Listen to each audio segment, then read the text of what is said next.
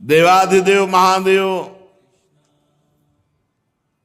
आदि गुरु भगवान शंकर का अपमान किया दक्ष ने। जब ये प्रजापति पद में हुए तो सभा हुई, उस सभा में सब महान जन पधारे, भगवान श्री हरि नहीं आए थे। सभा में जब कोई बड़ा सम्माननीय पद या कोई बड़ा महापुरुष पधारे तो खड़ा हो जाना चाहिए हाथ जोड़कर, ऐसी मर्यादा है। सब खड़े हो गए, देवता, अग्नि, देवराज, इंद्र और सब लोकपाल, सब। दो नहीं खड़े हुए, भगवान महादेव और ब्रह्मा जी। ब्रह्मा जी पर दृष्टि गई तो दक्ष ने हाथ जोड़कर प्रणाम किया, क्योंकि प्रजापतियों के परमपति परमेष्ठी पद पर विराजमान जगत के पिता हैं।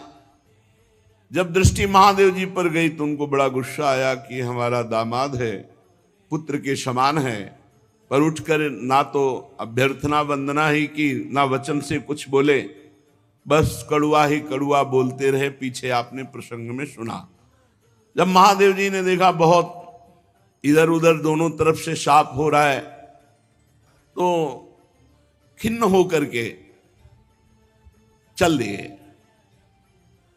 किंचित उद्विग्न मना ईशानुगाह, अपने परिकर के साथ उद्विग्न होकर कि व्यर्थ का क्यों दक्ष ने इतना बड़ा शाप दे दिया, इधर से नंदिकेश्वर ने शाप दिया, व्यर्थ में। बहुत काल व्यतीत हो गया, वो भगवान शिव से बड़ा द्रोह करते थे दक्ष। यद्यपि उनकी लाडली सती जी भगवान शिव की अर्धांगिनी हैं, पर भगवान शिव से द्रोह बढ़ता ही गया दक्ष के हृदय में।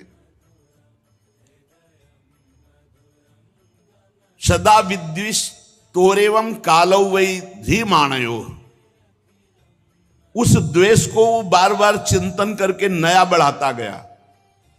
यही अविवेक है। विवेक का कार्य है तत्काल द्वेष का नाश करके, जो आपसे ना बोले, जो आपसे झगड़ा करे, जो आपसे द्वेष करे, उससे भी द्वेष का नाश करने के लिए नम्रता पूर्वक व्यवहार करो, तत्काल नष्ट हो जाएगा द्वेष। पर वो बहुत समय तक द्वेष करता रहा।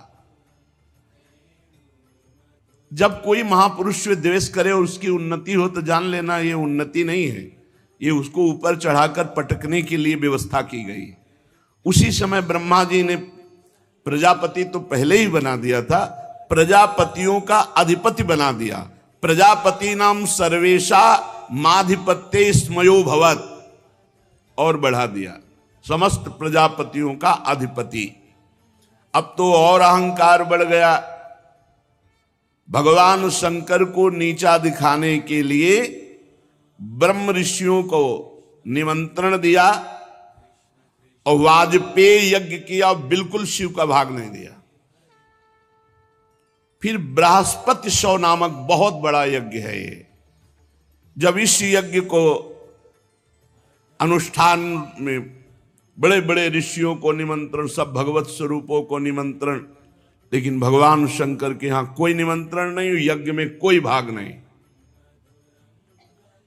यज्ञ उत्सव में सभी ब्रह्म ऋषि, देव ऋषि, पितर, देवता आदि अपनी अपनी पत्नियों के साथ पधारे।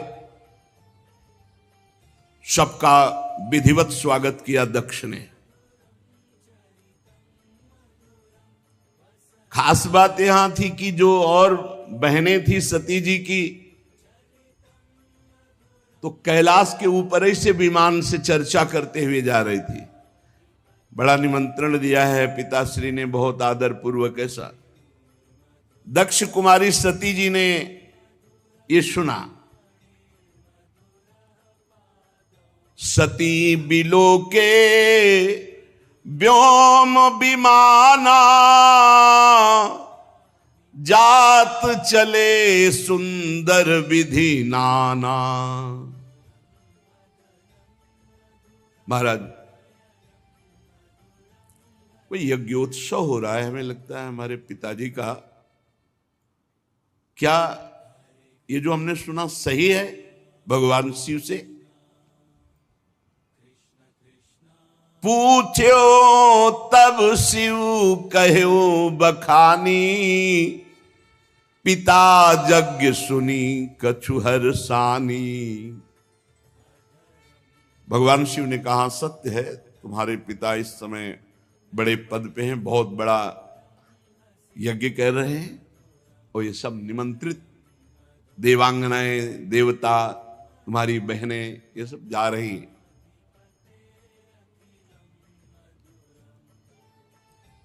आप प्रभु मेरी भी इच्छा हो रही, मैं भी जाऊं। जो महेशु मोहिया यसु देही, कछु दिन जाई रहो मिसिए।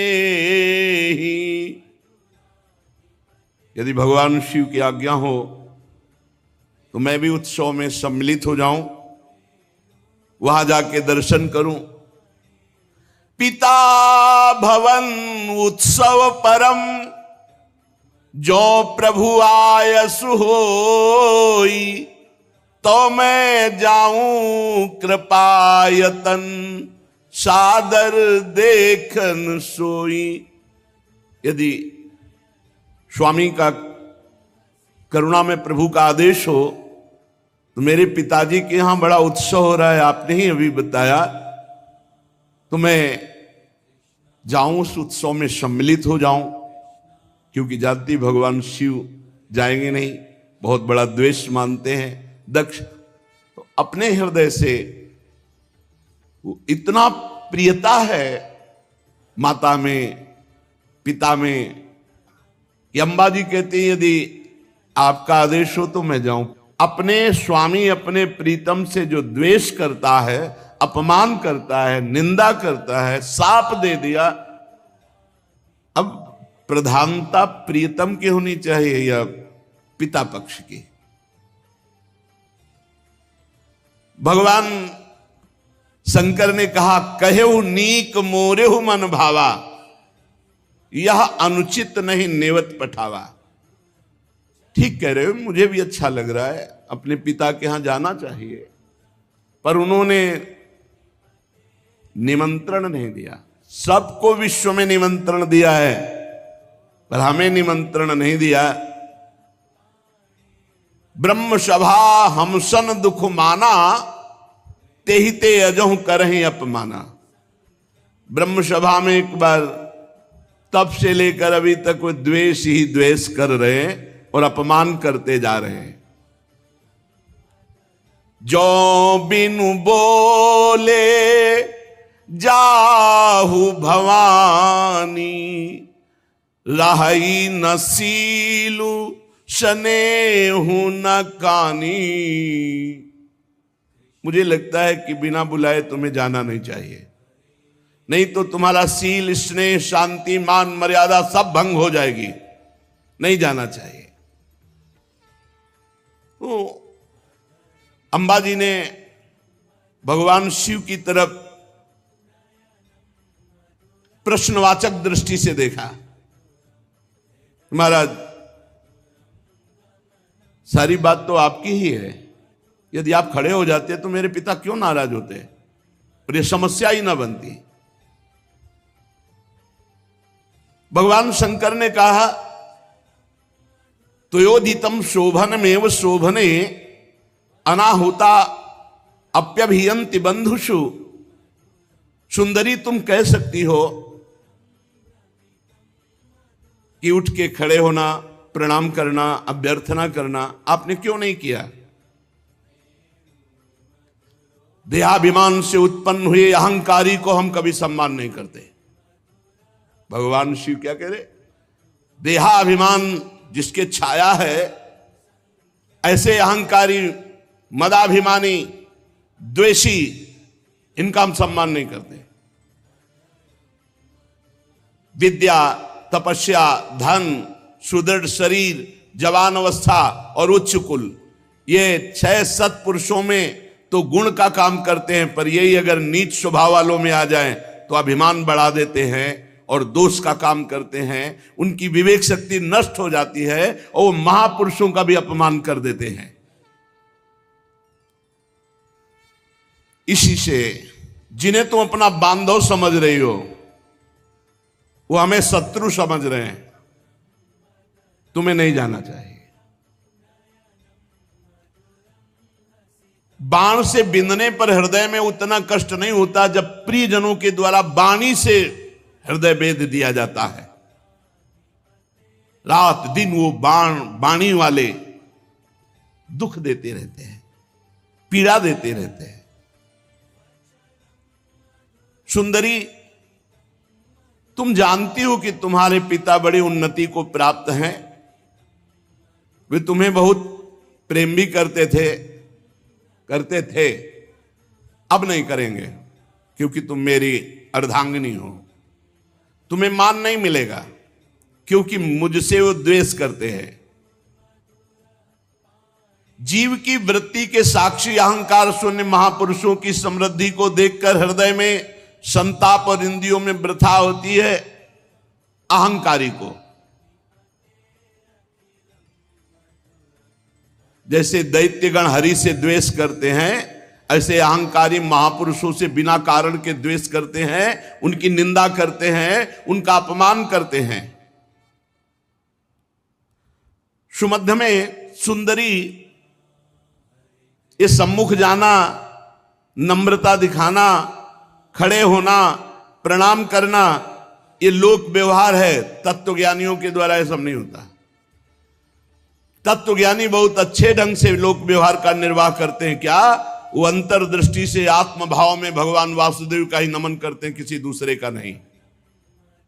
परम पुरुष वासुदेव को प्रणाम कर लिया, सबका प्रणाम हो गया। हम देहाभिमानियों का सम्मान नहीं करते। ना देह मानी ने, जो देह अभिमानी हैं ऐसों का सम्मान नहीं करते। पदाभिमानी, देहाभिमानी, इनका सम्मान नहीं करते। भगवत ऋषि जी ने भी कहा है, भूत भविष्य लोक 14 में भये हुए हरि प्यारे, 300 व्यवहार हमारो अभिमानिन ते न्यारे। अभिमानिन भगवान शंकर ने भी कहा। सबके अंतःकरण में विशुद्ध भगवान वासुदेव विराजमान है। उन्हीं वासुदेव का नमस्कार, सबका नमस्कार। जैसे मूल में जल चढ़ा दो सब जगह पहुंच जाता है। हम तो सिर्फ भगवान इंद्रियातीत वासुदेव को नमस्कार करते हैं, दूसरे को नहीं। इसलिए विचार करो, प्रजापतियों के यज्ञ में मेरा क्या अपराध था? मेरे प्रति कटुवाक्य, तिरस्कार, अपमान, निंदा, शाप, ये सब क्या है? दक्ष यद्यपि तुम्हारे शरीर को उत्पन्न करने वाला पिता है तो भी मेरे से शत्रुता का भाव रखता है, इसलिए तुम्हें बिल्कुल नहीं जाना चाहिए। यदि ब्रजिष्यसि, यदि जाओगी तो मद्वचो भद्रम भवत्या न ततो भविष्यति संभावितस्य स्वजनात् पराभवो यदा सा सद्यो मरणाय कल्पते। यदि मेरी बात मान लो करके तुम नहीं जाती हो तो परम मंगल होगा, और अगर मेरी बात की अवहेलना कर दी और तुम चली जाती हो तो इतना ध्यान रखो, प्रतिष्ठित व्यक्ति का जब अपने प्रियजनों के द्वारा अपमान होता है तो उसका एक ही निर्णय निकलता है, मृत्यु। संभावितस्य स्वजनात् पराभवो यदा सा सद्यो मरणाय कल्पते। स्पष्ट भगवान शिव ने कह दिया, इसका परिणाम मृत्यु ही होगा अगर मनमानी करोगी तो। भगवान शंकर मौन हो गए। सती जी ने फिर दृष्टि से देखा, इस बार थोड़ा रुद्र दृष्टि थी, प्रश्नवाचक दृष्टि थी। इस बार मानो प्रश्न था कि हमने तो शास्त्रों में सुना है कि गुरु के यहां बिना बुलाए जाना चाहिए, पिता माता के यहां बिना बुलाए जाना चाहिए। तो यदि मैं बिना बुलाए जाती तो कोई दोष थोड़ी, शास्त्रीय दोष भी नहीं है, क्योंकि भगवान शंकर ने कहा जो बिन बोले जाओ भवानी, राहे न सील स्नेह न कानी। तो सती जी ने मानो प्रश्न किया कि क्या अपने पिता माता के पास बिना बुलाए जाना कोई दोष है? गुरु जी के यहां निमंत्रण ना मिलने पर भी जाना चाहिए, यही मर्यादा है। ये नहीं कि तुम्हें बुलावें, प्रार्थना करें तो नहीं। जदपि मित्र प्रभु पितु गुरु गेहा, जाई बिनु बोले हूं न संदेहा। भगवान शिव ने कहा प्राण प्यारा मित्र बिना बुलाए जाना चाहिए, इष्ट देव के यहां, स्वामी के यहां बिना बुलाए जाना चाहिए, गुरुदेव के यहां बिना बुलाए, और माता पिता के यहां। ये 4 जगह है जहां निमंत्रण की परवाह नहीं की जाती। परम प्राण प्रिय मित्र, स्वामी का गृह, और गुरुदेव और माता पिता। भगवान शंकर ने कहा ठीक सिद्धांत है ये, पर तदपि विरोध मान जहां कोई, तहां गए कल्याण न होई। यदि मित्र द्रोह रखता है तो नहीं जाना चाहिए, यदि माता पिता द्वेष रखते हैं तो नहीं जाना चाहिए, यदि गुरु की इच्छा है कि तुम ना हो तो फिर नहीं जाना चाहिए, यदि स्वामी की इच्छा है कि तुम हमारी दृष्टि में ना पड़ो तो नहीं जाना चाहिए। तदपि विरोध मान जहां कोई, तहां गए कल्याण न होई। भगवान शिव ने कहा वहां नहीं जाना चाहिए। भांति अनेक शंभु समुझावा, भावी बस न ज्ञान उर आवा। भगवान शंकर बहुत प्रकार से समझा रहे हैं, लेकिन अंबाजी को भगवान शंकर की सीख इस समय अच्छी नहीं लग रही। क्यों? क्योंकि ममत्व जोर कस गया। माता पिता बहनों का प्यार बड़ा उत्सव है, सबसे मिलेंगी, ये जोर कस गया तो आद्य गुरु भगवान शंकर प्राण प्रीतम है, उनकी बात अच्छी नहीं लगी, खड़ी हो गई सती जी और अपने परिवार के जनों के दर्शन की इच्छा से कैलाश से चल पड़ी। फिर लौट आती है, फिर भगवान शंकर को देखती है, फिर चल पड़ती है, फिर लौट आती है। इस प्रकार कई बार ऐसी दुविधामयी स्थिति हुई। बंधुजनों की प्रबल मिलने की इच्छा और महादेव जी नाराज ना हो जाए, ये ऐसी दुविधा दुचित स्थिति आ गई। बार बार निकलना, बार बार वापस आना, आखिरी बार भगवान की शंकर की तरफ रोष दृष्टि से देखा, कांपने लगा शरीर सती जी का, और ऐसा लगा मानो भस्म कर देंगी। ततो विनिः स्वस्य सती विहाय तम शोकेन रोषेण च दूयता हृदा। शोक क्रोध चित्त को बेचैन कर दिया और भगवान शंकर की तरफ रुद्र दृष्टि से देखा। आखिरकार जिन भगवान शिव ने अपना अर्धांग उनको बनाया, उनको छोड़कर वो लंबी लंबी सांस लेती हुई माता पिता के घर की तरफ चल पड़ी। जब देखा महादेव जी ने कि अब सती जी तो रुकेंगे ही नहीं, तो कई हजार रुद्रगणों को आदेश किया और अपने निजी वाहन वृषभराज नंदकेश्वर को आदेश किया, जाओ तुरंत जाओ। हजारों भगवान शिव के पार्षद माताजी से विनय की कि वाहन पर विराजमान हो। अपने वाहन पर नहीं माताजी जा रही, भगवान शिव के वाहन नंदकेश्वर वृषभराज पर विराजमान हुई। मैना पक्षी गेंद दर्पण जितना सामग्री श्रृंगार की, श्वेत छत्र चंवर माला राजचिन्ह दुंदुभी शंख बांसुरी और हजारों की संख्या में शिव पार्षद आसपास से ये भगवान शिव ने अपनी तरफ से। माता जी आखिरी बार तो बहुत रुद्र दृष्टि देख करके गई। अब जब सेवकों के साथ यज्ञशाला में प्रवेश किया तो वहां ब्राह्मण लोग वेद ध्वनि उच्च स्वर से होड़ लगी हुई थी। देखा स्वर्ण डाब चर्म आदि के जो मिट्टी काठ आदि के पात्र अलग अलग, सब देवताओं का भाग, सबकी व्यवस्था, लेकिन पूरी यज्ञ में कहीं भी भगवान शंकर का कोई स्थान नहीं, कोई भाग नहीं। सती जी को जे ही दक्ष ने देखा तो बड़े क्रोध दृष्टि से देखा और कोई आदर नहीं, कोई बातचीत नहीं। सती जी ने देखा, अरे मेरे प्रीतम का कहीं यज्ञ में कोई भाग नहीं और ये पिता होकर मेरे साथ ऐसा बर्ताव। बहनें जो बड़ी मुस्कुराती हुई एक उपहास जनित ऐसे, निमंत्रण तो गया होगा आपके पास सती जी, हमारे पास, हमारे लिए तो वाहन भी गया था, व्यवस्था भी गई थी। अच्छा भले आ गए, उपहास। केवल एकमात्र सती जी की माता वो सहृदय प्रेम से मिली। सादर भले ही मिली एक माता, भगिनी मिली बहुत मुस्काता।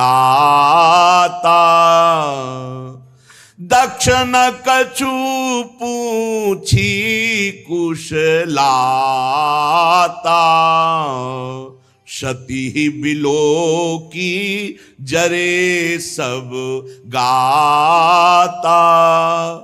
सती जाई देख्यू जब जागा, कतहु न दीख शंभु कर भागा। तब चित चढ़े जो शंकर कहेऊ, प्रभु अपमान समुझी उर दहेऊ।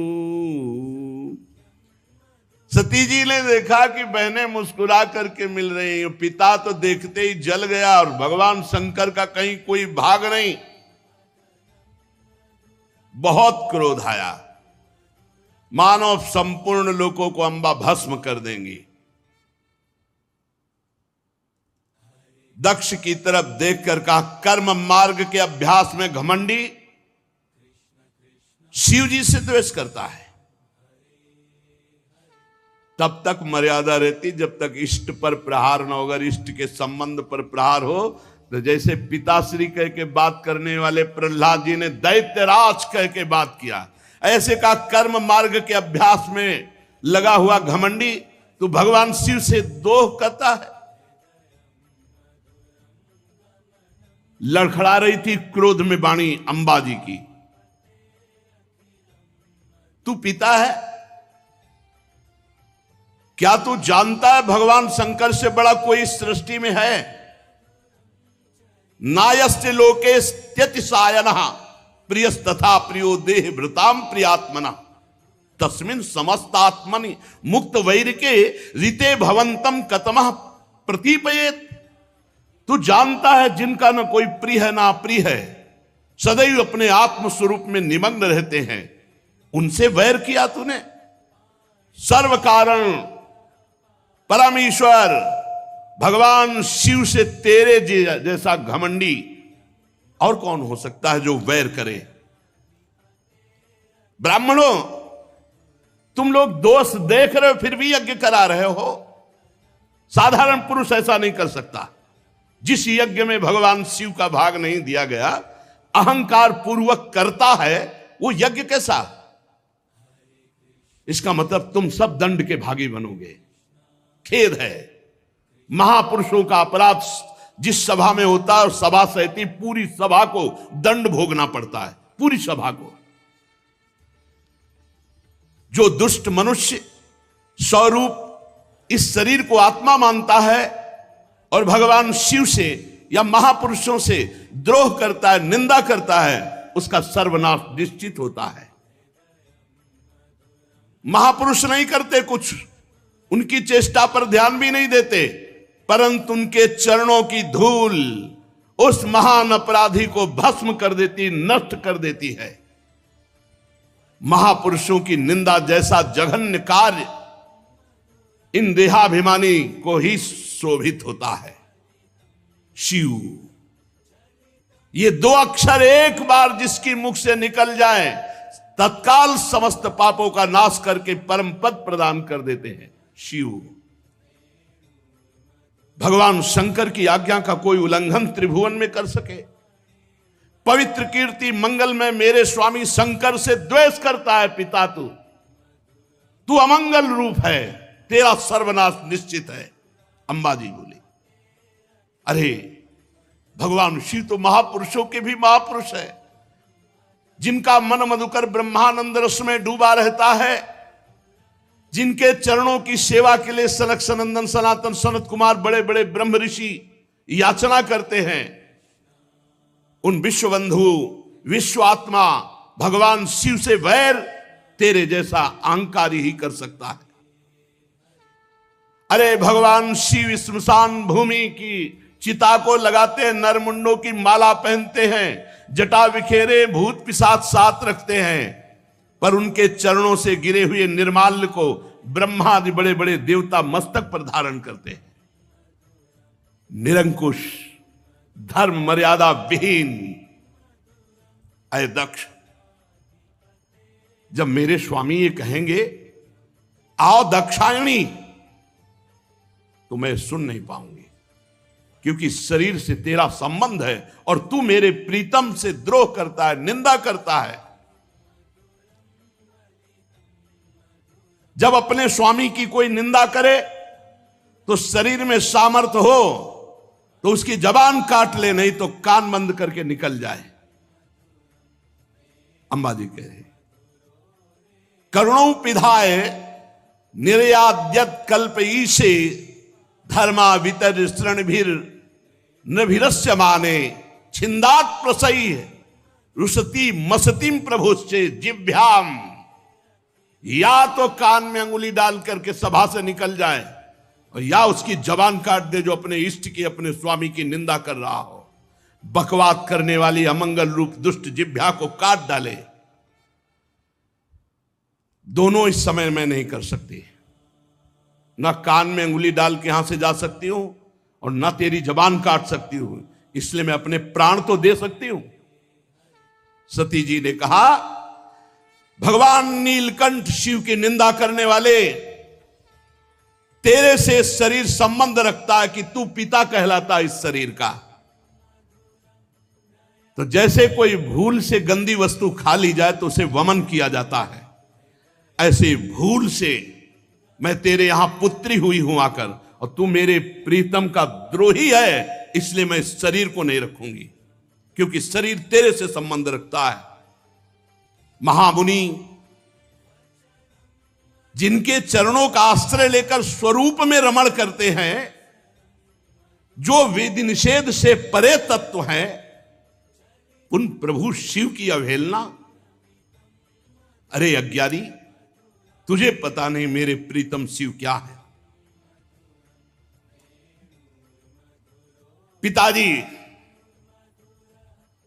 यदि तू ये नहीं जानते हो कि भगवान शंकर परब्रह्म परमात्मा हैं, तो हमारा ऐश्वर्य भी तुम नहीं जान सकते हो। हमारा ऐश्वर्य सिर्फ आत्मज्ञानी महापुरुष जानते हैं, क्योंकि भगवान शिव सदैव वट वृक्ष के नीचे रहते हैं। चिता की राख, मुंडों की माला, चंद्रमा मस्तक पर, गंगा जी जटाओं पर, हर समय ध्यानस्थ या भगवत चर्चा परायण, कोई लौकिक सामग्री नहीं, और जो झुका उसे विश्व बंदनी बना दिया, महाऐश्वर्य में बना दिया। सती जी कहती, पिताजी हमारा ऐश्वर्य अव्यक्त है, आत्मज्ञानी ब्रह्मबोध संपन्न महापुरुष हमारा ऐश्वर्य जान सकते हैं, तुम्हारे जैसे देहाभिमानी नहीं। ये यज्ञशालाओं में यज्ञान से तृप्त होकर प्राण पोषण करने वाले एक कर्मठी देवता या तुम्हारे जैसे यज्ञ करता मेरे स्वामी के वैभव को नहीं जान सकते। भगवान शंकर का अपराध करने वाले अपराधी आपके इस शरीर से उत्पन्न हुए निंदनीय देह को अब एक क्षण मुझे नहीं रखना। लज्जा आती ही मुझे इस शरीर पर कि मैं दक्ष पुत्री हूं।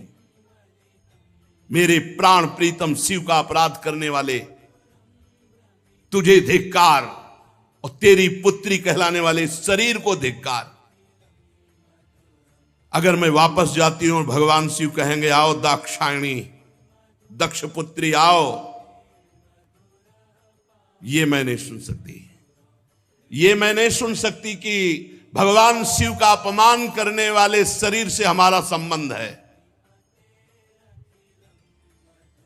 उत्तर दिशा की तरफ मुख करके मौन होकर बैठ गई, आचमन किया, पीला वस्त्र ओढ़ा, आंख मूंद करके योग मार्ग में स्थित हुई। तत्काल आसन बांधकर प्राणायाम, प्राणवायु को नाभि चक्र का भेदन करते हुए उदान वायु को नाभि चक्र से ऊपर उठा करके अनिंदिता महामहिमामयी सती हृदय स्थित वायु को कंठ मार्ग से भ्रकुट के बीच में लाकर और सबके परम पूजनीय अपने प्राण प्रीतम भगवान शंकर का ध्यान, और ध्यान करते हुए अंदर से मांगा, बार बार मेरा जन्म हो और मेरे पति जगत गुरु भगवान शंकर हो। अंतिम समय ध्यान में यही मांगा कि बार बार मेरा जन्म हो और हर जन्म में हमारे पति जगत गुरु भगवान शंकर हो।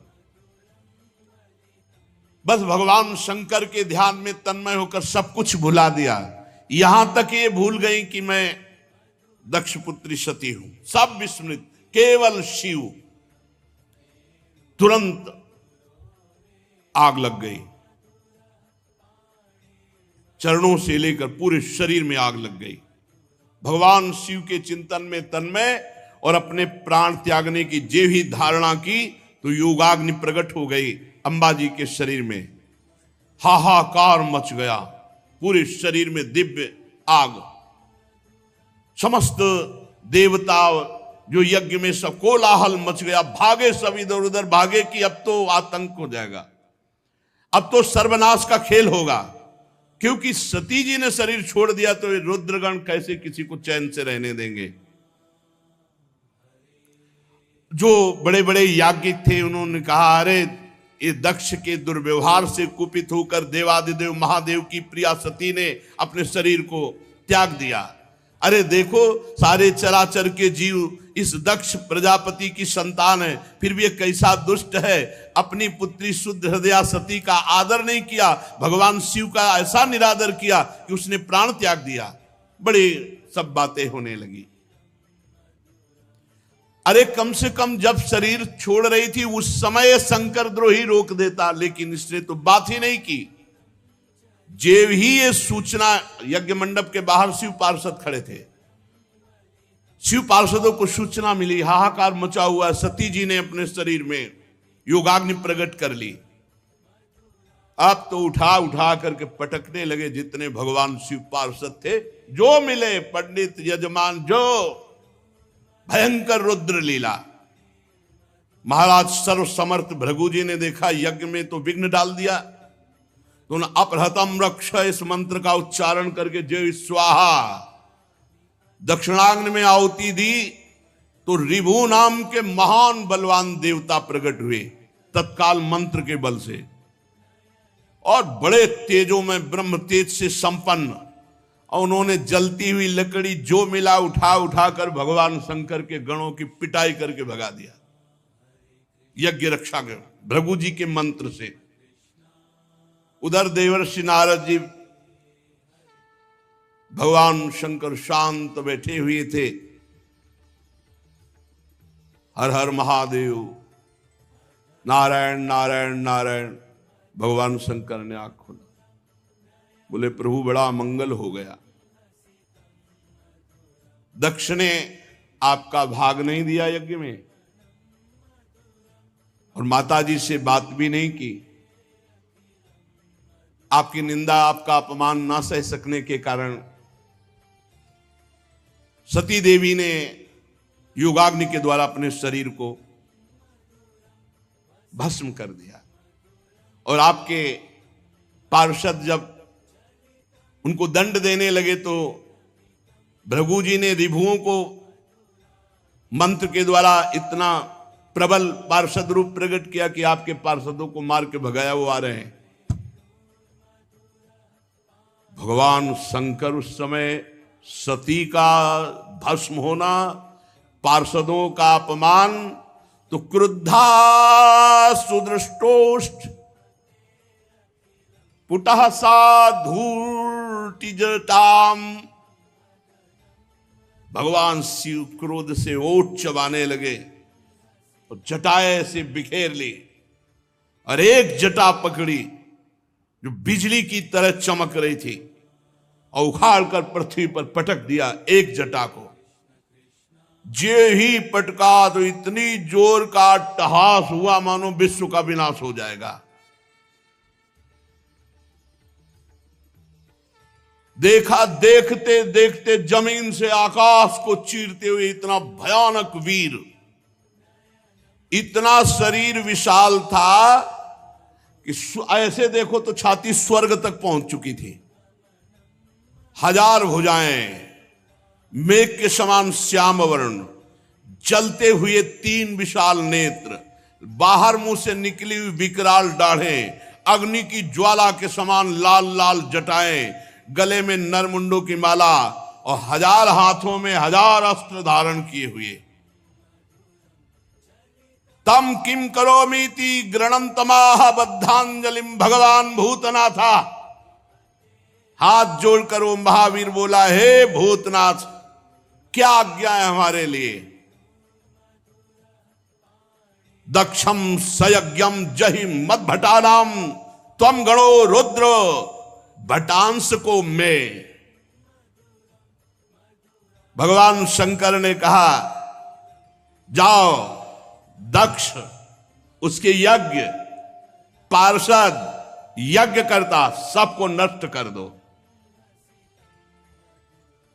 देवादिदेव भगवान शंकर जे भी ऐसी आज्ञा दी, उस महावीर पार्षद का नाम वीरभद्र। भगवान शंकर के चरणों को स्पर्श करके, परिक्रमा करके चलने को जैसे ही अगला कदम रखा मानो भूकंप आ गया। इतना विशाल का शरीर, ऐसा मालूम होने लगा मानो भूकंप आ गया। बड़े वेग से कुछ ही क्षण में सिंहनाद दहाड़ करते हुए यज्ञ मंडप की तरफ। 1000 हाथों में और अस्त्र तो है, भगवान शंकर का विशेष त्रिशूल हाथ में लिए हुए, मानो त्रिशूल संसार का संहारकारी मृत्यु ही त्रिशूल रूप धारण किए हो। हजारों सेवक और पीछे चल रहे रुद्रगण, आगे वीरभद्र। वीरभद्र के पैरों की धमक से पृथ्वी हिल रही थी। ऋत्वज यज्ञशाला में जजमान सदस्य ब्रह्म ऋषि धमक से समझ गए कुछ गड़बड़ होने वाला है। अट्टहास सुनाई दिया, धूल दिखाई दी, तो जो चतुर विद्वान ब्रह्म ऋषि थे तो उन्होंने कहा कि अभी निकल लो। जो कुछ समझदार थे वो तो लघु शंका के बहाने, और जो थे कि मैं मंत्र के द्वारा अब देवता प्रकट करूंगा फिर रुद्रगणों की, अब वो बात नहीं थी, क्योंकि ये और कोई नहीं, महाकाल स्वयं रूप धर के वीर रुद्र का। जब वो चल रहे थे तो ऐसा लग रहा था आंधी तूफान चल रहा है, इतनी धूल उड़ रही थी। जटाएं ऐसी चमक रही थी मानो बिजली चमक रही हो। अट्टहास, गर्जना।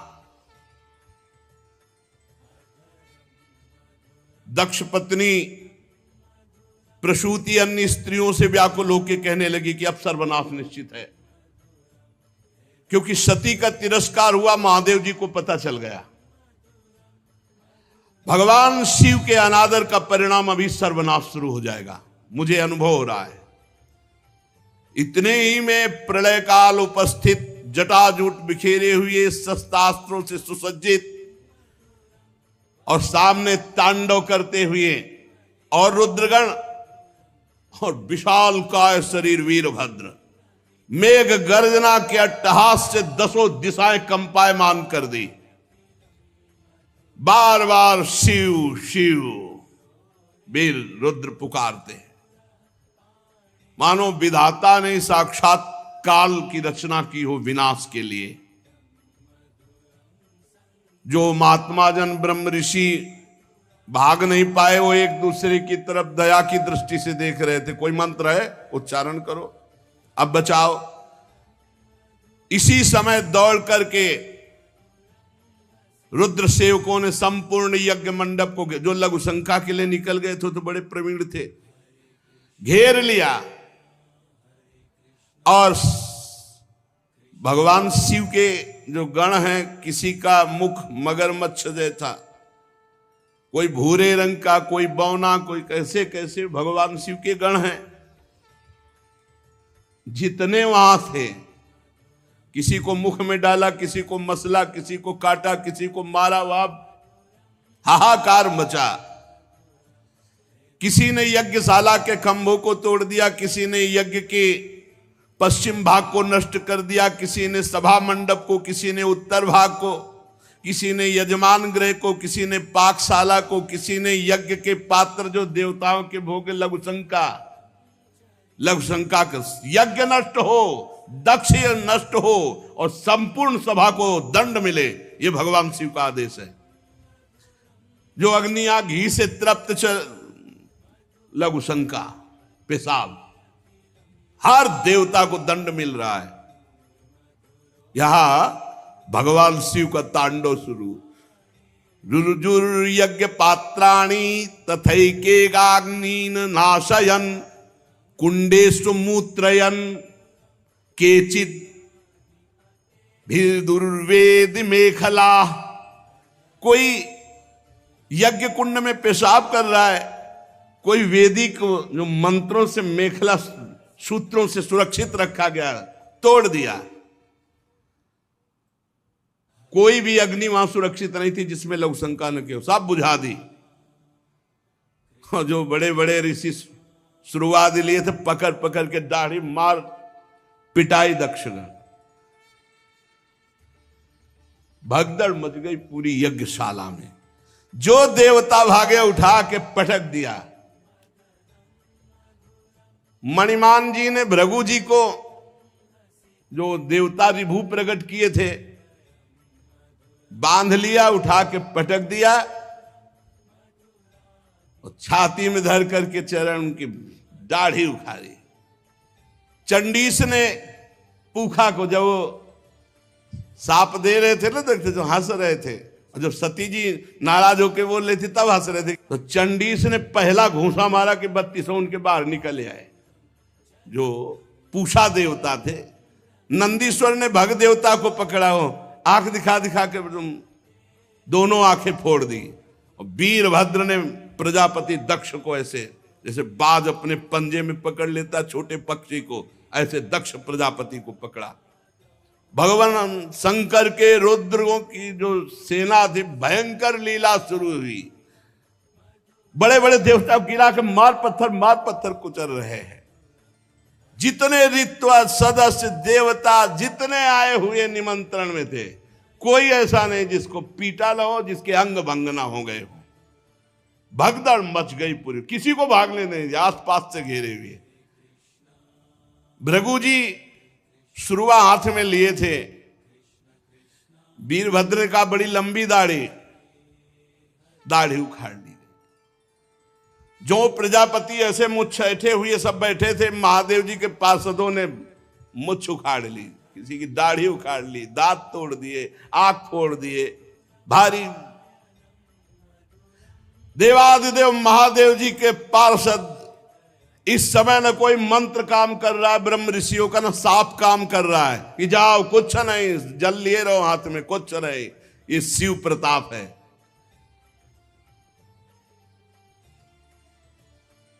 महादेव जी के जो कटु वचन सुन रहे थे कानों में, कानें छेद दिए, जो हंस रहे थे दांत तोड़ दिए। वीरभद्र उठा के पटक दिया दक्ष को, छाती पे घुटना रखा, और मंत्रों से इतना सुदृढ़ यजमान को कर दिया गया था कि काल भी नहीं मार सकता अस्त्र के द्वारा। अब एक विशेष तलवार से उन्होंने, लेकिन खरोच भी नहीं लगी दक्ष के गले में। हर शस्त्र का प्रयोग किया वीरभद्र ने, लेकिन मंत्रों के बल से जजमान सुरक्षित थे, दक्ष का एक रोम भी नहीं काट पाए।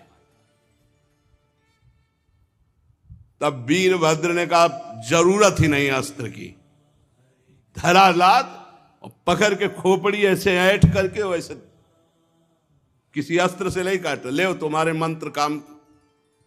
सब मंत्रों को ऐंठ करके खोपड़ी और जो पूर्णाहुति जैसे होती है ऐसे यज्ञशाला में झोंक दिया दक्ष की खोपड़ी को।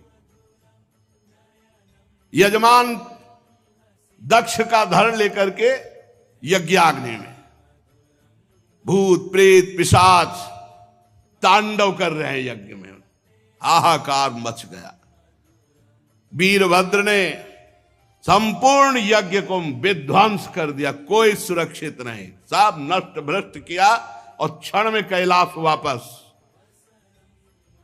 भगवान शिव को प्रणाम किया और कहा प्रभु जैसा आपने आज्ञा की थी वैसा ही हुआ।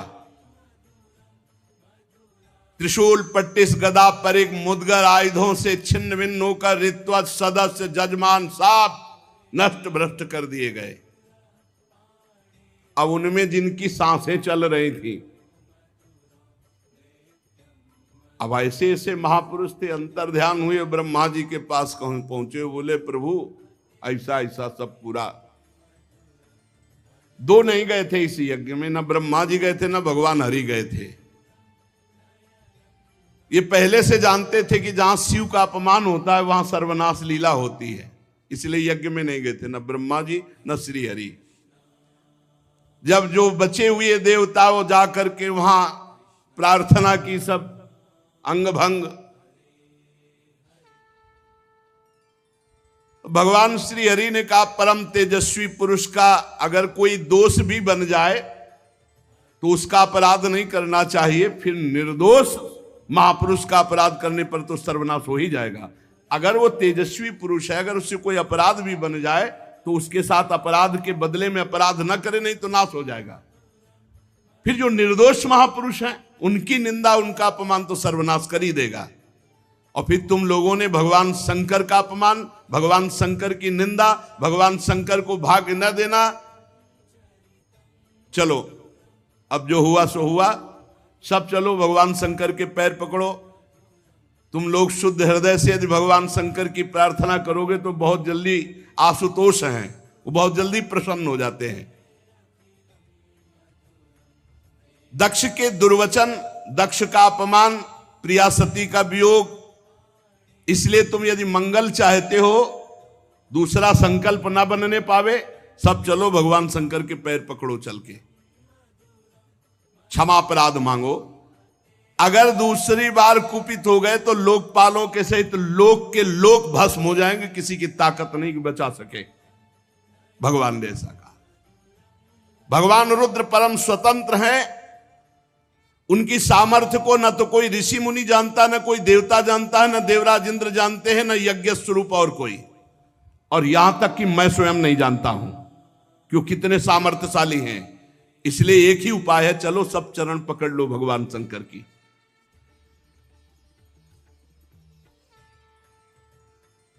इस प्रकार जब सबको प्रेरित किया तो भगवान ब्रह्मा जी प्रजापतियों को, पितरों को और जो बचे खुचे पिटे पुटे देवता थे उनको साथ लेकर कैलाश गए। कैलाश पर्वत दिव्य औषधियों से, दिव्य मंत्रों से और योग आदि से सुरक्षित है। ऐसा नहीं कि हर कोई कैलाश में प्रवेश पा लेगा। दिव्य औषधियां, दिव्य मंत्र, दिव्य योग आदि और दिव्य देवता किन्नर गंधर्व आदि के द्वारा सुरक्षित है।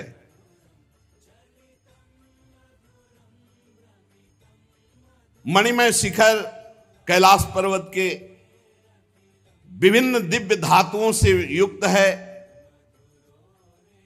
बड़े निर्मल झरने बह रहे हैं।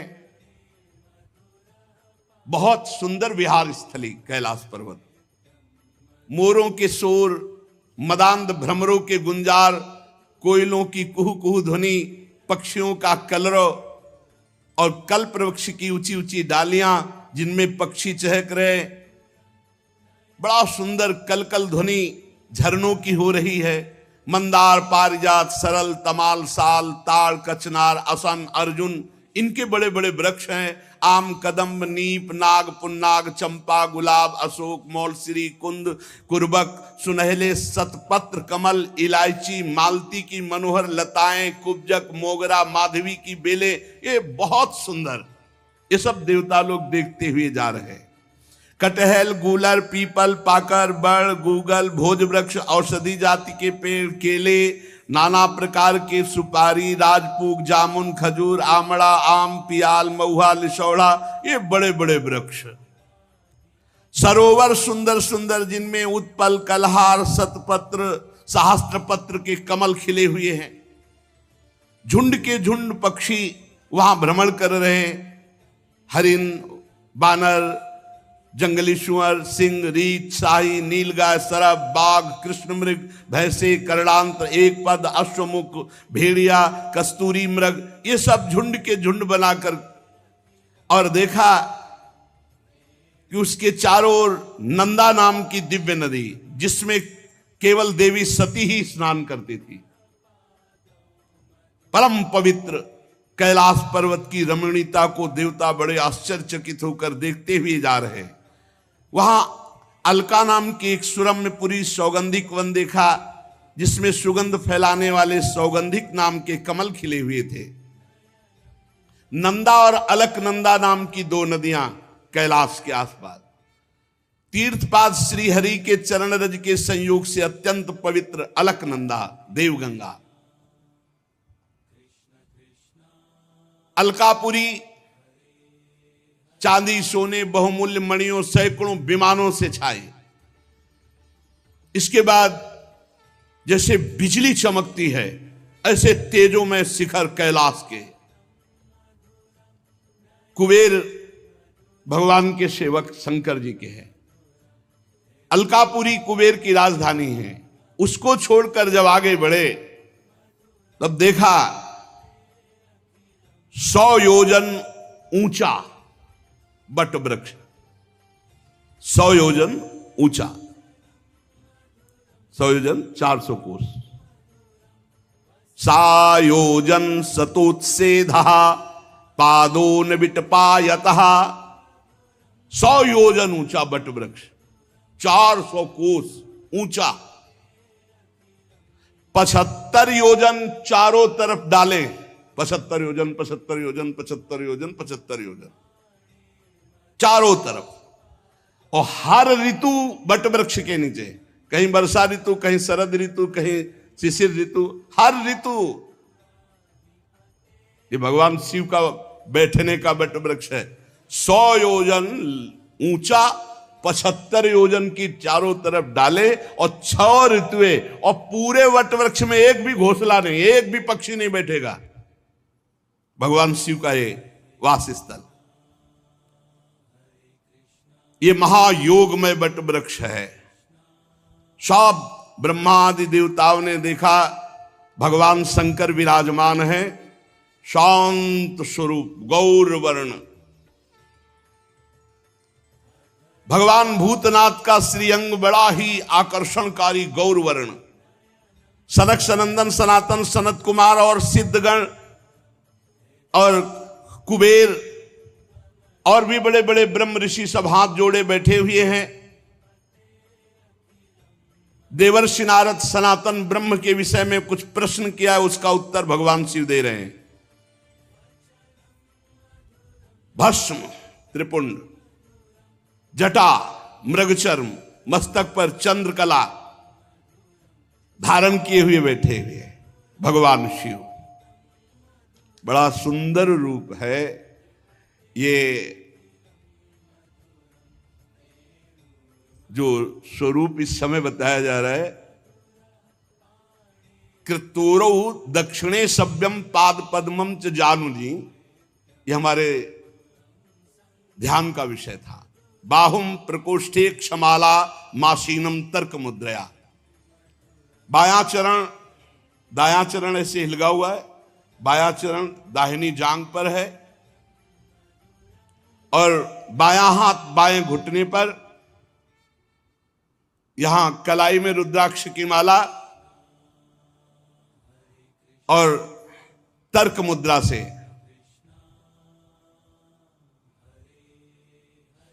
भगवान शिव ऐसे बाएं इसमें, बायां पैर दाहिनी जांग पे, दाहिना चरण हिलिक रहा है। और योग पट्ट कहते हैं काठ की बनी हुई टहनी, टेकनी जिसमें ऐसे वो ऐसे दाहिनी तरफ लगी हुई। बड़े बड़े देवता, मननशील मुनि, बड़े बड़े लोकपाल सब हाथ जोड़े खड़े हैं, ऐसी मुद्रा में उपदेश कर रहे हैं। यहां रुद्राक्ष की माला, ज्ञान मुद्रा, आशीष मुद्रा, अर्धनेत्र खुले हुए, बाएं चरण को दाहिनी जांग पर और दाहिना चरण हिलगा हुआ, वो ऐसा अद्भुत गौरवर्ण स्वरूप, यही ध्यान का विषय था।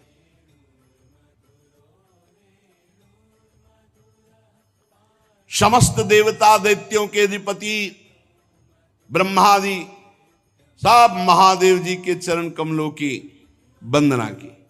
जी देखा ब्रह्मा जी आए, भगवान शिव आसन से खड़े हो गए और सिर झुकाकर ब्रह्मा जी की वंदना की। चारों ओर महर्षियों से, अन्य सिद्ध गणों से सब घिरे हुए महादेव जी को, और ब्रह्मा जी भी नमस्कार मुद्रा में और भगवान शिव ब्रह्मा जी को नमस्कार। चंद्रमौली भगवान शिव बड़ी गंभीर मुद्रा में से हंसते हुए ब्रह्मा जी ने कहा, जाने त्वामीशं विश्वस्य जगतो योनि बीजयो शक्ति शिवस्य च परम यत्तत् ब्रह्म निरंतरम।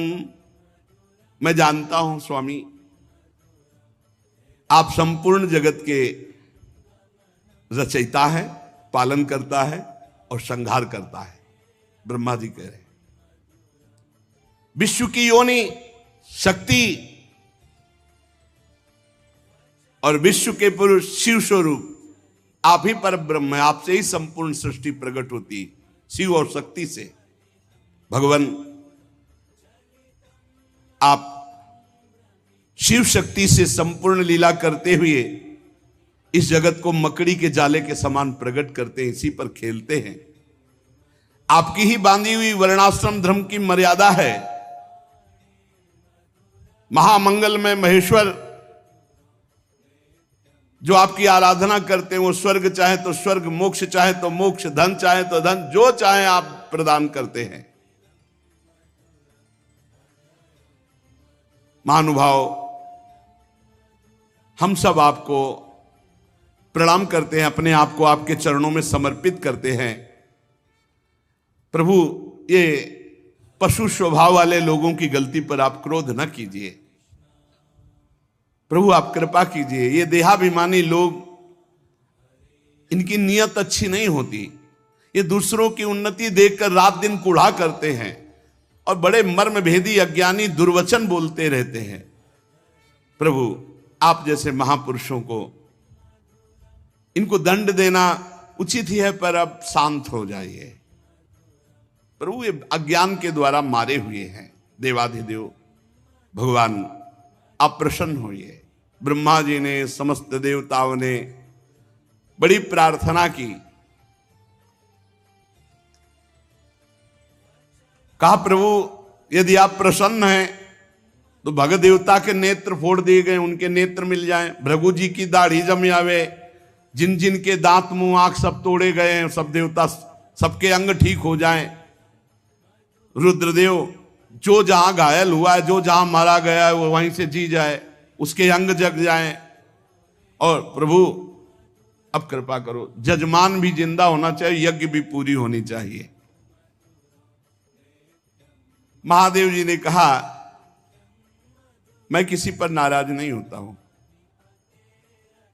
देखो भगवान शिव ने कहा मैं किसी पर नाराज नहीं होता हूं। इत्यजे नानुनीतेन भवेन परितुष्यता नाघम प्रजेश बाला नाम वर्णये नानुचिंतये, क्योंकि मैं जानता हूं देव मायाभिभूता नाम दंडस तत्र धतो मया। ये अपराधी लोग अपने कर्म के परिणाम में खुद नष्ट हो जाते हैं, मैं नाराज नहीं होता हूं। मैं तो केवल ये सावधान करता हूं कि तुम्हारा कर्म ही दंड रूप भयंकर धारण करके तुम्हें नाश कर देगा। ये उनका कर्म ही था जो वीर रुद्र के रूप में गया और नाश कर दिया। चलो सबके अंग भंग जिनके हुए हैं सबके अंग नवीन जागृत हो जाएं। जागृत हो गए। भग देवता मित्र देवता भृगु जिसका जो जो कुछ नष्ट हुआ वो सबके पूषा के दांत नए नहीं लगेंगे। अब हलुआ का भोग लगेगा इनको, बहुत खिल्ली उड़ा रहे थे, इनके दांत नहीं आएंगे केवल, और सबके अंग आ जाएं। अब इनके पिसा हुआ भोग लगेगा। और दक्ष प्रजापति का सिर तो जल गया, बकरे का सर लगा दिया जाए, भगवान शिव ने कहा, और यज्ञ पूरी की जाए, और यज्ञ का आखिरी भाग मेरा, तो यज्ञ पूरी हो जाएगी। जिनकी भुजाएं टूट गई हैं याज्ञिकों में से, तो अश्विनी कुमार की भुजाओं से, भृगु जी की दाढ़ी भृगु जी जैसी नहीं जगेगी, बकरी जैसी जगेगी। याद तो रहेगा इनको। भगवान शंकर के वचन सुनकर ब्रह्मा जी बोले धन्य है धन्य है। अरे किसी तरह प्रसन्न तो हो गए। धन्य नहीं तो दोबारा तीसरा नेत्र खोल देते तो लोक और लोकपाल सब भस्म हो जाते। शिव है शिव, जो इनको जानते नहीं है उसे बोले भगवान शंकर अपने में आ जाए तो कोई है ही नहीं, कोई है नहीं, कोई नहीं है मगर अपने भोले हैं बस इतनी बात समझो। इसीलिए इनकी कृपा से ही सब कुछ प्राप्त होता है। हरि की प्रसन्नता, हरि की भक्ति, हरि का प्रेम। आप जानते हो राधा वल्लभ जी कौन है? इन्हीं की आत्मा है, इन्हीं से प्रकट हुए हैं, इन्हीं से प्रकट हुए। भगवान शिव है। भगवान शिव ने जब ऐसा भगवान शंकर के वचन सुनकर के कि भगवान शिव प्रसन्न हो गए, धन्य है सब देवता, अब वैसा ही किया गया। महादेव जी से कहा गया कि यज्ञशाला में पधारो, तो ब्रह्मा जी लेके गए महादेव जी को यज्ञशाला में। भगवान शंकर की दृष्टि पड़ते ही सब जीवित हो रहे जितने मारे गए थे, और जैसा जैसा विधान किया वैसा सबके अंग। अब एक जो यज्ञ पशु बकरा, वो उसका सर दक्ष के गर्दन में जोड़ा गया। जे ही जोड़ा गया तो शिव दृष्टि पड़ते ही उठ गए। बहुत कड़ुआ बोलते थे। शिव को देखा अब तो हृदय एकदम, महादेव जी की स्तुति करना चाहते थे पर सती जी का स्मरण आने पर आंसू आ गए और चिल्ला चिल्ला करके वो रोने लगे। प्रेम विह्वल प्रजापति दक्ष जैसे तैसे अपने को रोका। अब बकरे की आवाज में क्या होता है स्तुति, बहुत जोर के बोलते थे। भगवान शंकर कुछ बोल ही नहीं पा रहे, तो भगवान शंकर ने सामर्थ्य दी। तब दक्ष बोले भूयान अनुग्रह अहो भवता कृतो में दंडस्त्वया मयि भृतो यद्यपि प्रलब्धा ना ब्रह्म बंधुश्चवान भगवन् नवज्ञा तुभ्यम हरेश्च कुतएव धृत व्रतेषु। भगवान मैंने अपराध किया है आपका, और आपने जो थोड़ी शिक्षा के लिए दंड दिया इसको मैं कृपा मानता हूं। आज मेरा अहंकार नष्ट हो गया। आप और भगवान श्री हरि तो आचारहीन नाम मात्र के भी अपने जनों की उपेक्षा नहीं करते। फिर प्रभु हम तो यज्ञों के द्वारा आपकी ही प्रसन्नता के लिए आपकी आराधना करते हैं, आप हमें कैसे भूल जाएंगे। प्रभु आपने ही ब्रह्मा होकर सबसे पहले आत्म तत्व की रक्षा के लिए अपने मुख से विद्या तपस्या व्रतादि ब्रह्म ऋषियों को उत्पन्न किया। प्रभु मैं आपके तत्व को नहीं जानता हूं, मैंने भरी सभा में आपको अपने वचनों से बेधा था, किंतु आज मैं फल पा गया। अगर आप आशीष न देते तो आज के बाद शब्द ही नहीं निकलता। प्रभु मेरे अपराध क्षमा कर दो। पूज्यतम महानुभावों को अपने जनों के अपराध क्षमा करने ही पड़ते हैं। आप अपनी करुणा भरी दृष्टि से मुझे उबार लो। अब भी आपको प्रसन्न करने के लिए मेरे पास गुण नहीं है, बस आप अपनी कृपा से प्रसन्न हो जाओ, उदारतापूर्ण बर्ताव से प्रसन्न हो जाओ। आशुतोष भगवान शंकर प्रसन्न हो गए। उपाध्याय ऋत्वज आदि की सहायता से यज्ञ आरंभ हुआ। ब्राह्मणों ने मंत्रों के द्वारा पूरी सब पवित्रता की, फिर यज्ञ प्रारंभ की और फिर भगवान का आवाहन किया। पहले यज्ञ में ना तो ब्रह्मा जी आए थे ना भगवान आए थे। जब भगवान शंकर पधारे तो आवाहन जो ही किया तो उसी समय श्याम वर्ण कमर में सुवर्ण की करधनी पीतांबर धारण की अनंत सूर्यों के समान दीदीप्यमान मुख कमल नीली अलकावली कांतिमय कुंडलों से शोभायमान और शंख चक्र बाण धनुष गदा खड्ग ढाल भगवान 8 भुजा धारण किए हुए वहां प्रकट हुए। हृदय में श्रीवत्स का चिन्ह सुंदर बनमाला उदार हास लीला में कटाक्ष आनंद मगन करते हुए आसपास सहस्त्रों पार्षद प्रकट हो गए, जो चवन ढुला रहे हैं, कोई छत्र लिए है। भगवान पधारे ये देख करके ब्रह्मा जी महादेव जी देवराज इंद्र सब ऋषि आनंदित हो गए और भगवान को प्रणाम किया। सबकी जिह्वा लड़खड़ा रही थी। भगवान के तेज के सामने कोई बोलने में समर्थ नहीं हो रहा था। ब्रह्मा जी की भी मति काम नहीं कर रही थी, ऐसा भगवान का दिव्य रूप। दक्ष ने ऋत्विजों ने सदस्यों ने भगवान शंकर ने भृगु जी ने ब्रह्मा जी ने इंद्र ने याज्ञिकों ने ऋषियों ने सिद्धों ने यज्ञ पत्नियों ने लोकपालों ने योगेश्वरों ने और ब्रह्म स्वरूप वेद मूर्तिमान होकर के फिर अग्निदेव मूर्तिमान होकर समस्त देवताओं ने गंधर्वों ने विद्याधरों ने और ब्राह्मणों ने सबने भगवान की अलग अलग स्तुति की। श्री भगवान ने कहा ध्यान से सब लोग सुन लो। जब सबने विनय की इन सब ने तो भगवान ने कहा सुनो, जगत का परम कारण मैं ही महादेव हूं, मैं ही ब्रह्मा हूं और मैं ही हरि हूं। उपाधि शून्य। हे विप्रवरो, तुम मेरी इस बात को स्वीकार करो कि जो मोरे ब्रह्मा विष्णु और शंकर इन 3 रूपों में थोड़ा भी भेद देखता है और किसी का भी अपमान करता है वो कभी सुरक्षित नहीं रह सकता।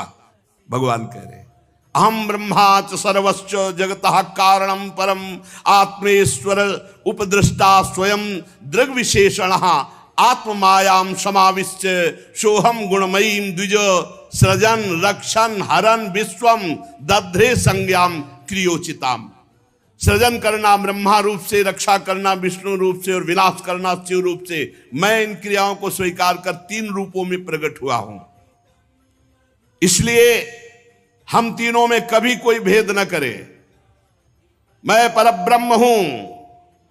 जो अज्ञानी पुरुष है वो मुझ ब्रह्मा रुद्र और हरि इन रूपों को अलग अलग करके देखता है। बहुत ध्यान से सुने। जो हरि उपासक है शिव निंदा न करें, जो शिव उपासक है हरि निंदा न करें, नहीं दोनों को कुछ नहीं मिलेगा, बस परिणाम में दुख ही मिलेगा। जैसे सिर, हाथ और पैर अपने बराबर प्यारे होते हैं, अपने ही अंग होते हैं, ऐसे ही मैं चराचर जगत के रूप में भी हूं। हम ब्रह्मा विष्णु महेश्वर तीनों स्वरूपता एक ही है। संपूर्ण जीवों में मैं ही हूं। जो ऐसा जानता है वही परम ज्ञानी है, वही तत्व ज्ञानी है, वही परम शांति को प्राप्त होता है। भगवान ने ऐसा समस्त यज्ञ में पधारे हुए देवता ऋत्विज आदि को उपदेश सुना। बहुत बढ़िया यज्ञ हुई। यज्ञ का बचा हुआ शेष भाग भगवान को शंकर जी को दिया गया है।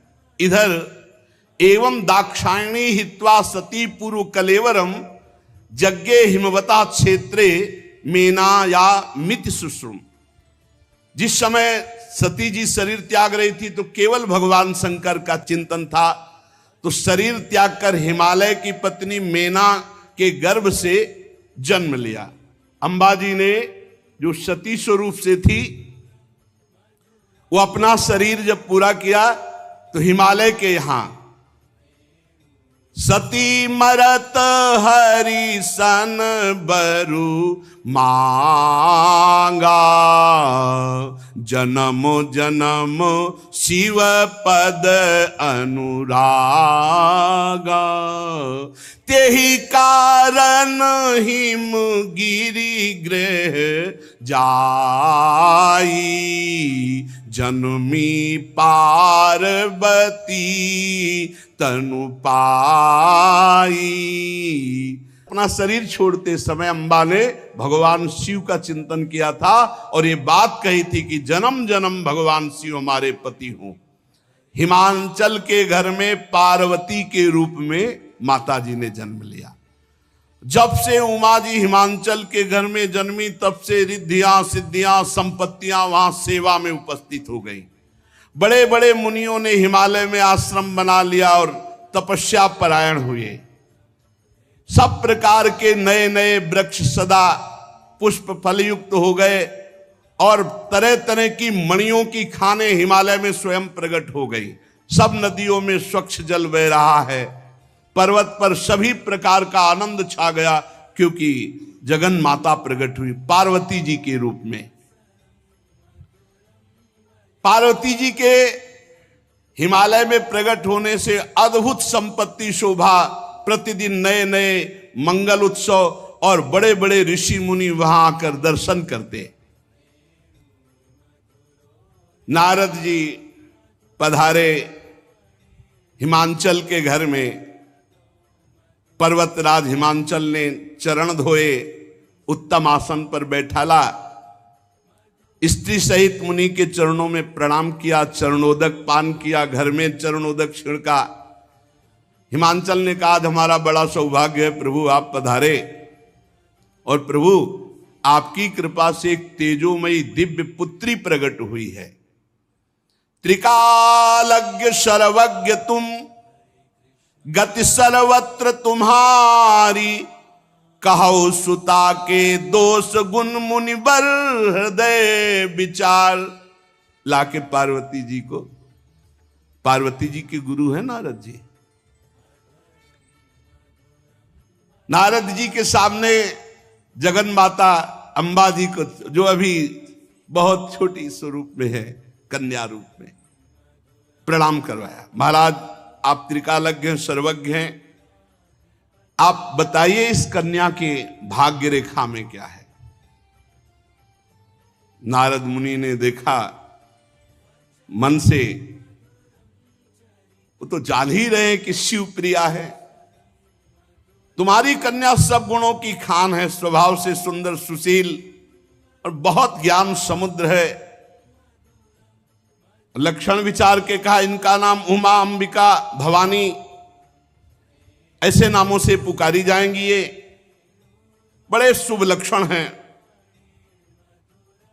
और महाराज ये पति को बहुत प्यारी होंगी और इनके पति अचल अविनाशी सुहाग,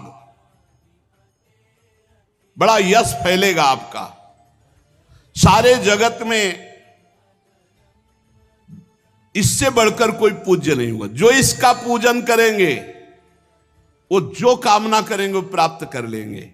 देवी है, आद्याशक्ति। तुम्हारी पुत्री के सहारे पतिव्रत रूपी तलवार की धार पर नारियां चढ़ जाएंगी। पर्वतराज, क्या वर्णन करें तुम्हारी कन्या के भाग्य। हाँ, आप कुछ दो चार अवगुण दिखाई दे रहे हैं। सावधान हो गए हिमालय। आपने सब सद्गुण वर्णन किए, आपने कहा अवगुण। अवगुण क्या है? बोले ध्यान देकर सुनो। अगुण अमान, मातु पीतु हीना, उदासीन सब संशय छीना, जोगी जटिल अकाम मन, नगन अमंगल वेश, अस स्वामी यही का मिली, परिहस्त असिरेख। और तो सब ठीक है।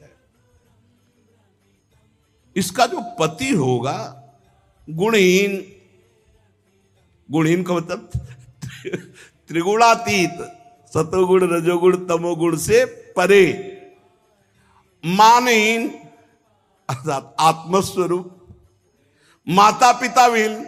इनके कोई माता पिता नहीं, इनके कौन माता? जगत के माता पिता तो आप है।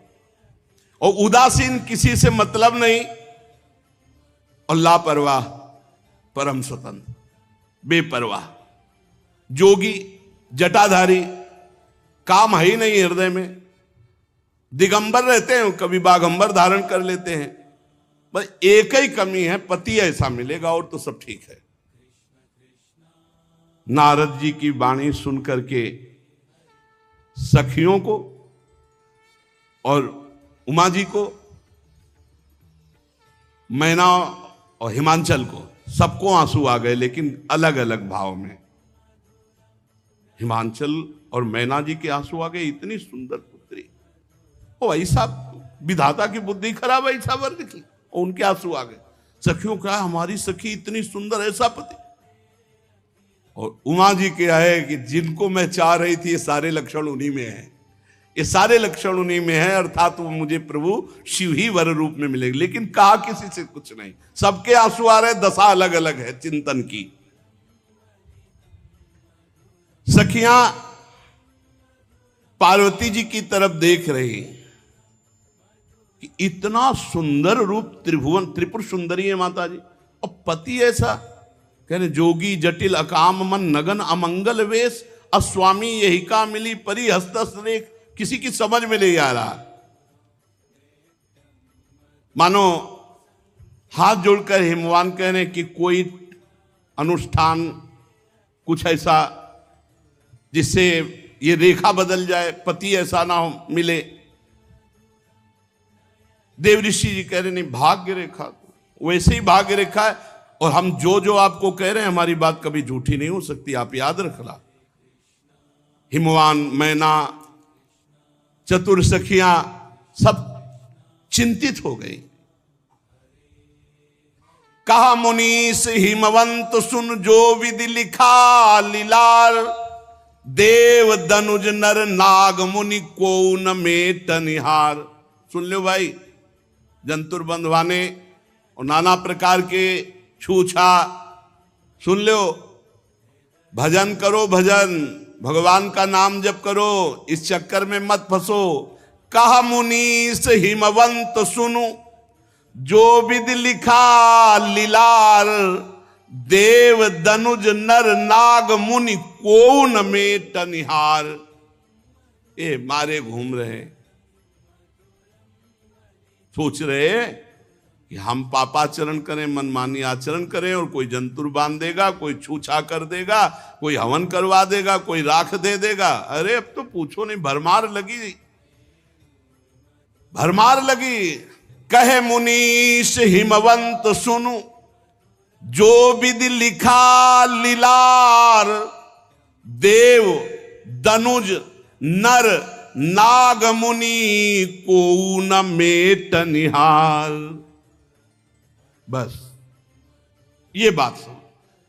तो फिर जो हमारे भाग्य में लिखा है उसको भोगना पड़ेगा। गीता में भगवान कह रहे अवश्यमेव भोक्तव्यम कृतम कर्म शुभाशुभम, कोई उपाय नहीं। बोले है तदपि एक मैं कहूं उपाय, होई करे जो दैव सहाय। क्या? यदि तुम्हारी पुत्री के भाग्य रेखा में जो लिखा है अगर उसको बदलना है तो जो तप करे कुमारी तुम्हारी, तो भावी मेटी सके त्रिपुरारी। एक उपाय, और ये हम सदैव कहते रहे, भजन और तपस्या में इतनी सामर्थ्य, उसे नष्ट किया जा सकता है प्रारब्ध को, पर अगर उसको नष्ट करने की कोशिश करे तो भगवत प्राप्ति रुक जाएगी। इसलिए बड़े बड़े संत भजन के प्रताप से भारी दुखों को सहकर और भगवान को प्राप्त हुए। बड़े बड़े संतों को देखा जिनके संकल्प में अमोघ सामर्थ्य, 8-8 घंटे गंगा जी में खड़े होकर भजन करते, कछुआ ने काटा, घाव बना, कुछ दिन बाद कीड़ा पड़े, पूरे पैर में कीड़ा पड़ गए, पधार गए। सामर्थ्य इतनी की एक इतनी बड़े मटके में छोटे से, और पंजीरी लाखों को बांट दे तो पंजीरी खत्म न हो। पंजीरी बाबा उनके कहते हैं, एक से एक बरगदिया बाबा कितने सिद्धों की बात बताएं। देव दनुज नर नाग मुनि को न मेटनहार। एक उपाय, जो तप करे तुम्हारी कुमारी, भावियु मेट सके त्रिपुरारी। अगर तपस्या की जाए, भजन किया जाए तो मिटाया जा सकता है, पर उसको मिटाने में लगो तो भगवत प्राप्ति में बाधा हो जाएगी। इसलिए भगवान वशिष्ठ जी इतने बड़े महापुरुष हैं, वो कह रहे सुनहु भरत भावी प्रबल, भावी प्रबल बिलखि कहो मुनिनाथ, हानि लाभ जीवन मरण जस अपजस विधि हाथ।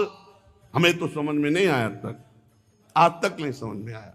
अरे भैया, यहां अंबा के लिए कह रहे जो तप करे कुमारी तुम्हारी, भावी उमेट सके त्रिपुरा। तपस्या भजन, आपने पाप किया है तो आपको तप करना होगा, आपको भजन करना होगा, आपको प्रभु की शरण में जाना होगा। इसके सिवा हमने आज तक शास्त्रों में उपाय नहीं पाया।